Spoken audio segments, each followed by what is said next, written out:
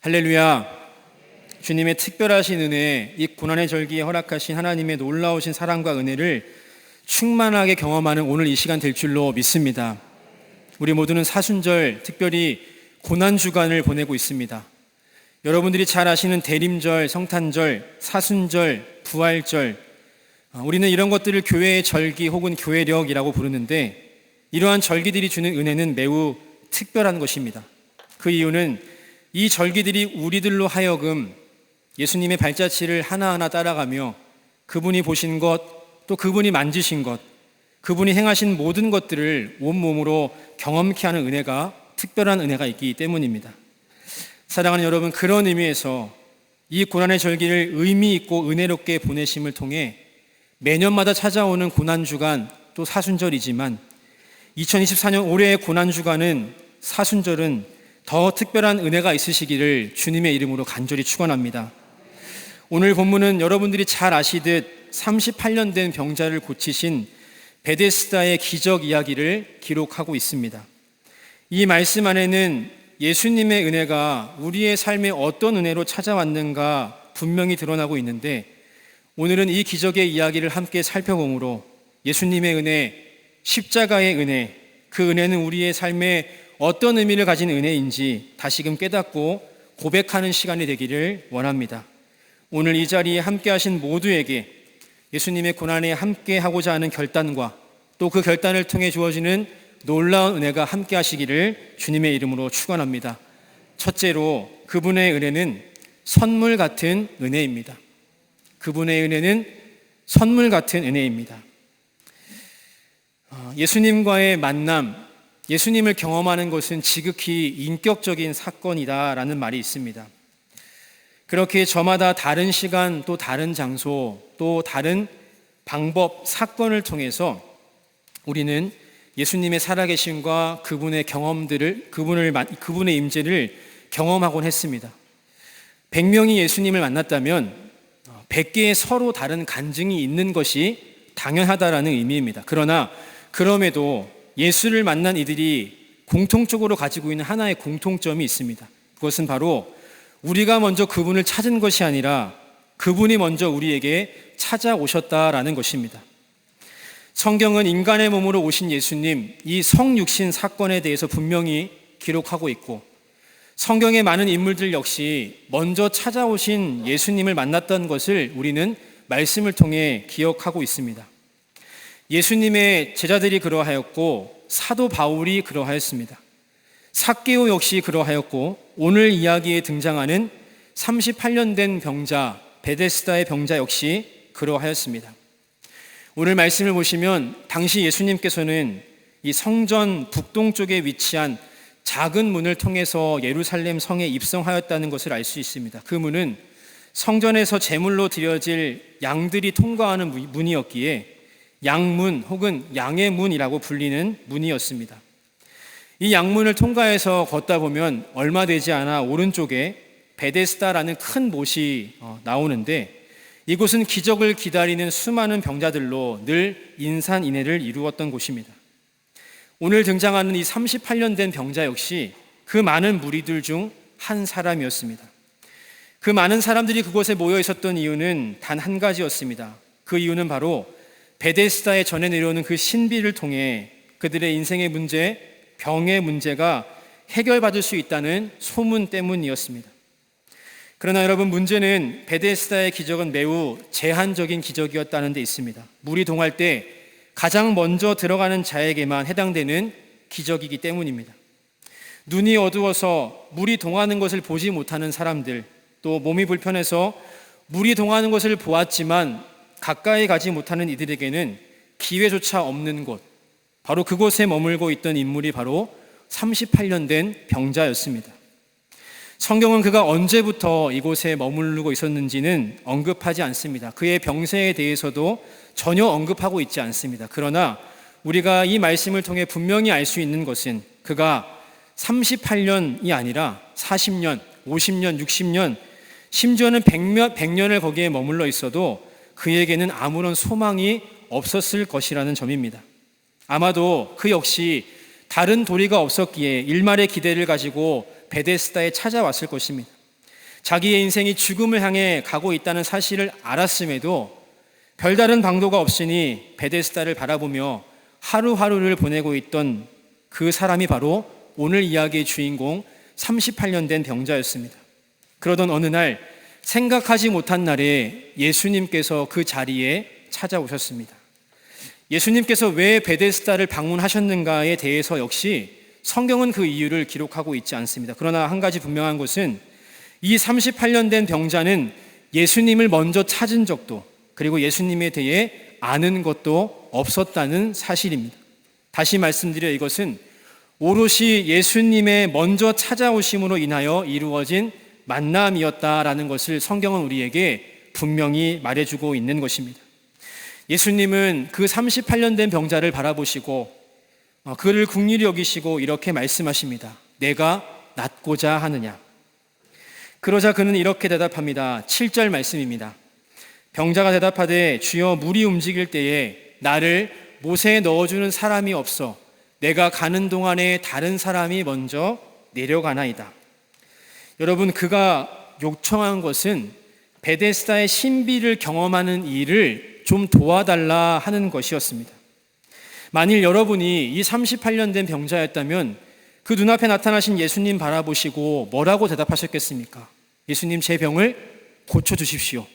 예수님, 제 인생을 구원해 주십시오라고 답하셨을 것입니다. 왜냐하면 저와 여러분은 예수님이 어떤 분이신지 알았기 때문입니다. 그런데 이 사람은 예수님이 누구인지 또 그분이 어떤 일을 하실 수 있는지 또 무엇을 하기 위해 오신 분인지 전혀 모르고 있던 자였습니다. 그러니 예수님께 이러한 황당한 요청을 하고 있는 것입니다. 여러분, 어디를 살펴보아도 꼼꼼히 보아도 예수님께서 이 38년 된 병자를 고치시고 그에게 구원을 베푸실 이유가 전혀 없어 보입니다.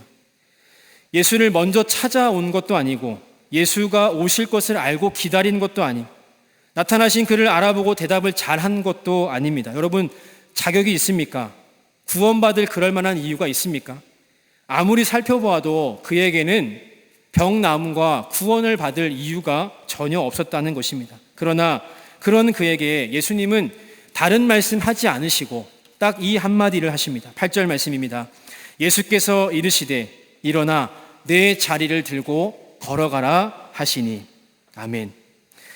아무런 소망 없던 그의 인생에, 아무런 자격도 없던 그의 인생에 예수님께서 어느 날 찾아오셨습니다. 그리고 그의 인생을 완전히 바꾸어 놓으신 것입니다. 여러분, 그래서 우리는 이것을 전적인 은혜라고 부릅니다. 바로 자격 없는 이들에게 주시는 선물 같은 은혜가 예수 그리스도의 은혜이기 때문입니다. 성경은 그분의 오심을 이렇게 말하고 있습니다. 로마서 5장 8절 말씀입니다. 우리가 아직 죄인 되었을 때에 그리스도께서 우리를 위하여 죽으심으로 하나님께서 우리에 대한 자기의 사랑을 확증하셨느니라. 아멘. 우리가 아직 죄인 되었을 때에, 여러분, 이 말씀은 우리에게 무엇을 말해주고 있습니까? 우리에게 구원받을 만한 자격이 있어서 또는 구원받을 만해서 예수님께 우리가 구원받은 것이 아니라 이것은 전적인 그분의 의지요 선택이라는 것, 즉 예수 그리스도의 은혜는 하나님의 선물이자 하나님의 은혜라는 것을 우리에게 분명히 말해주고 있는 것입니다. 이 일에 대해서 로마서 6장 23절 세번역 말씀은 이렇게 말합니다.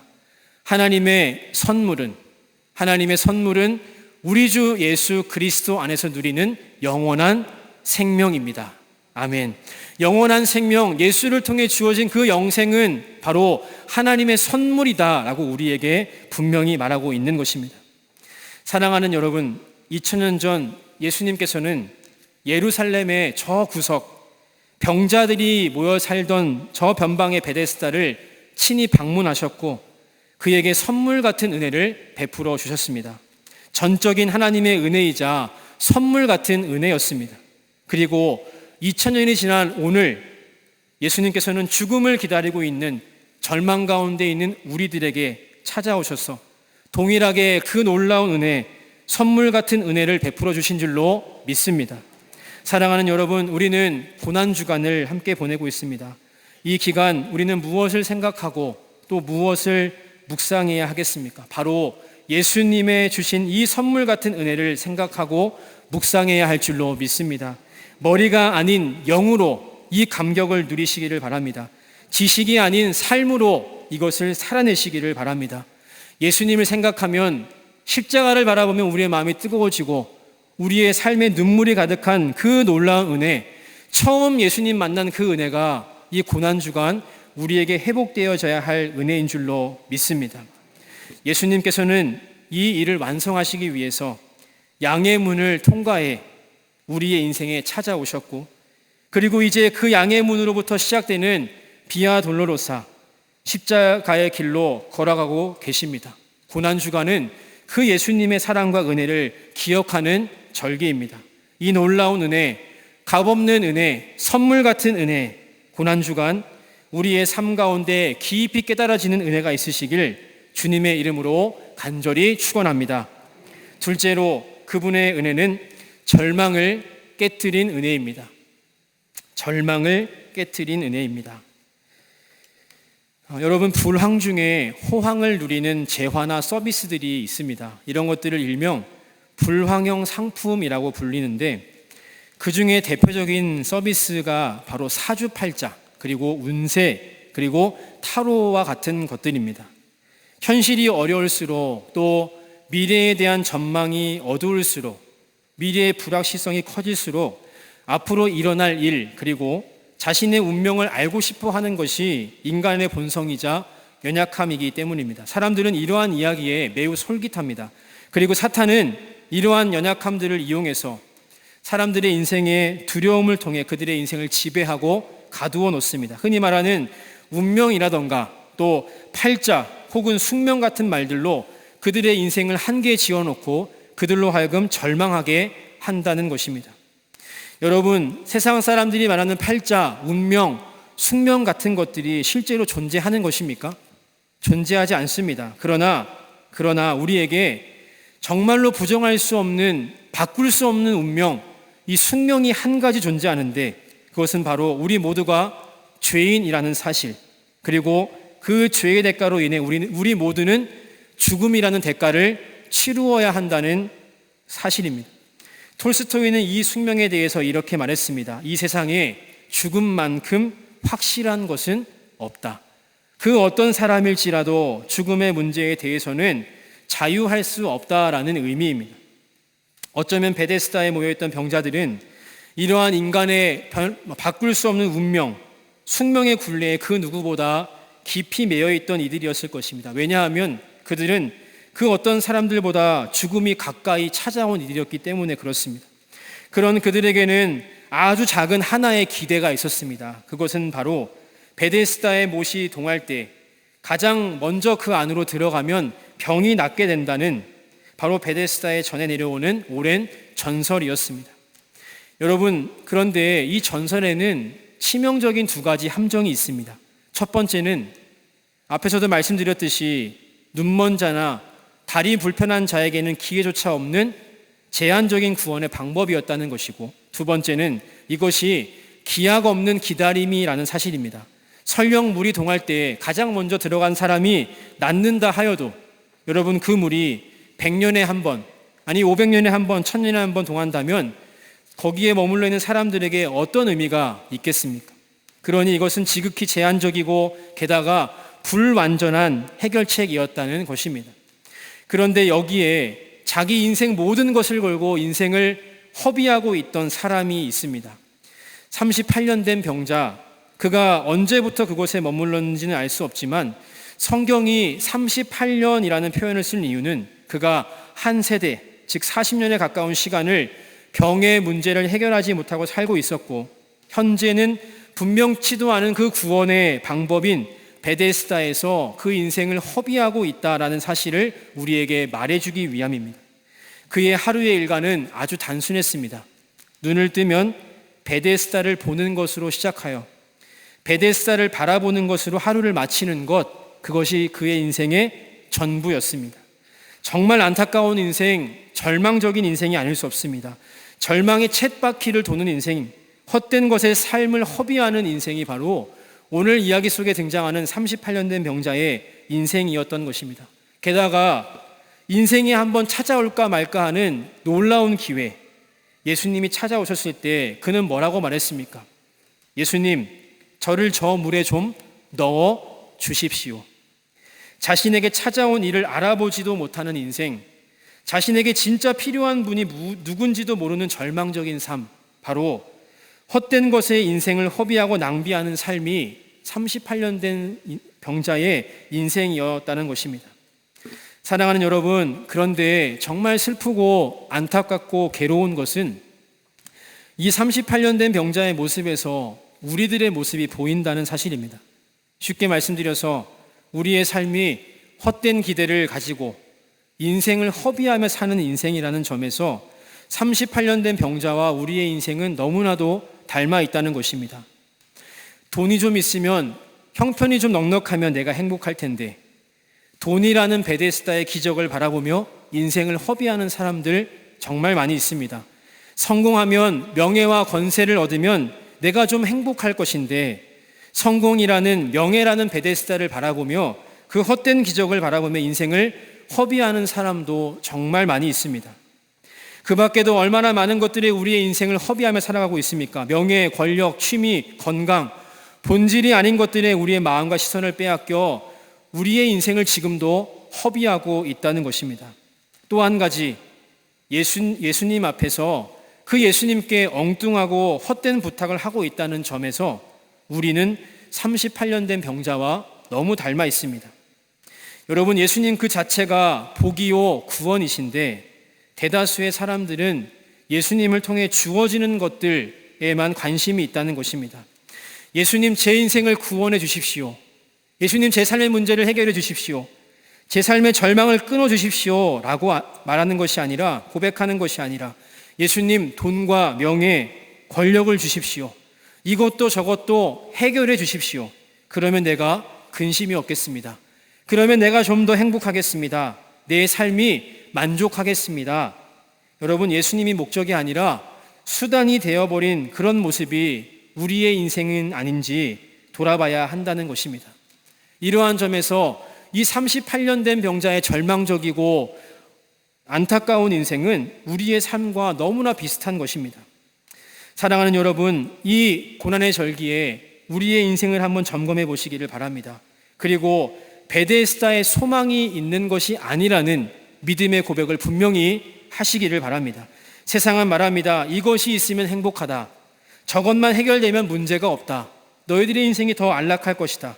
그래서 많은 사람들이, 심지어는 예수를 따른다는 크리스찬들까지도, 우리들까지도 이 베데스다의 헛된 기적과 헛된 유혹의 시선과 모든 마음을 빼앗겨서 지금 우리의 인생 가운데 찾아오신 예수님을 알아차리지 못하고 바라보지는 못하는 것 아닌가, 우리의 삶을 반드시 점검해야 할 것입니다.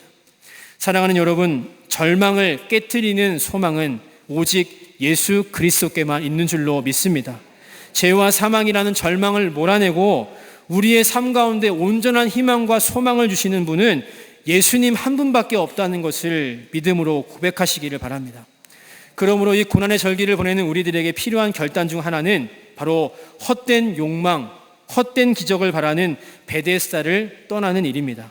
베데스다를 향한 헛된 시선을 거두어 지금 내 인생 가운데 찾아오신 예수 그리스도를 바라보시기를 바랍니다. 그리고 진짜 절망적인 인생, 벗어날 수 없는 이 인생, 죄로 인해 죽음을 향해 달려가는 우리의 인생에 구원을 주시는 예수님께만 소망을 두는 일인 줄로 믿습니다. 이 일에 대해서 누가는 이렇게 말하고 있습니다. 누가복음 4장 18절 19절입니다. 주의 성령이 내게 임하셨으니 이는 가난한 자에게 복음을 전하게 하시려고 내게 기름을 부으시고 나를 보내사 포로된 자에게 자유를, 눈먼 자에게 다시 보게 함을 전파하며 눌린 자를 자유롭게 하고 주의 은혜의 해를 전파하게 하려 하심이라 하였더라. 아멘. 여러분, 이렇듯 예수님께서는 죄와 사망의 이 절망적인 굴레에서 우리를 구원하기 위해 이 땅에 오셨고 지금도 묵묵히 그 고난의 길을 걸어가고 계신 줄로 믿습니다.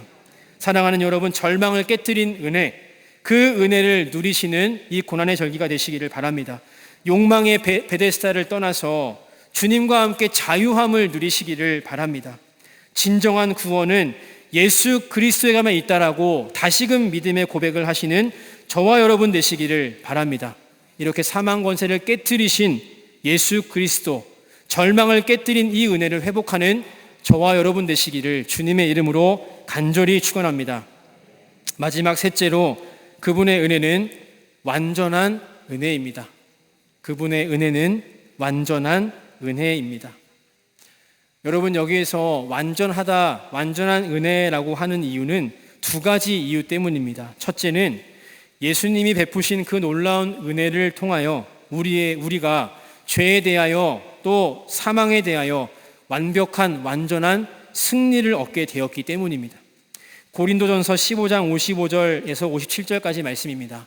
사망아, 너의 승리가 어디 있느냐? 사망아, 내가 쏘는 것이 어디 있느냐? 사망이 쏘는 것은 죄요, 죄의 권능은 율법이라. 우리 주 예수 그리스도로 말미암아 우리에게 승리를 주시는 하나님께 감사하노니. 아멘. 우리에게 승리를 주신 하나님께 감사하노니. 여러분, 예수님이 걸어가신 십자가의 길, 또 고난의 길은 세상 사람들이 보기에는 처절한 실패의 길이었습니다. 그러나 결국 그 길은 죽음을 이기시기 위해 걸어가신 완벽한 승리의 길이었다는 것, 그리고 그것을 믿는 모든 이들에게 주시는 동일한 승리의 길이라는 것, 그것을 오늘 성경은 우리에게 약속하고 있는 것입니다. 두 번째로, 예수님의 은혜가 완전한 이유는 예수님의 은혜가 모든 이들에게 주어진 은혜이기 때문입니다. 여러분, 제한적이고 불완전한 구원이었던 베데스다의 신비와는 비교가 안 되는 모두를 위한 승리, 믿음을 가진 모든 이들을 향한 승리와 축복이 바로 하나님의 은혜라는 것입니다. 요한복음 3장 16절 말씀입니다. 하나님이 세상을 이처럼 사랑하사 독생자를 주셨으니 이는 그를 믿는 자마다 멸망치 않고 영생을 얻게 하려 하심이라. 어떤 자에게 주십니까? 신분과 또 가진 것에 해당되지 아니하고 믿는 자에게 해당하는, 믿는 자에게 모든 것을 주시는 구원이라는 것입니다. 디모데전서 2장 4절 말씀입니다. 하나님은 모든 사람이 구원을 받으며 진리를 아는 데에 이르기를 원하시느니라. 아멘. 하나님은 모든 사람이 구원을 받기 위해 예수 그리스도를 이 땅에 보내신 것입니다.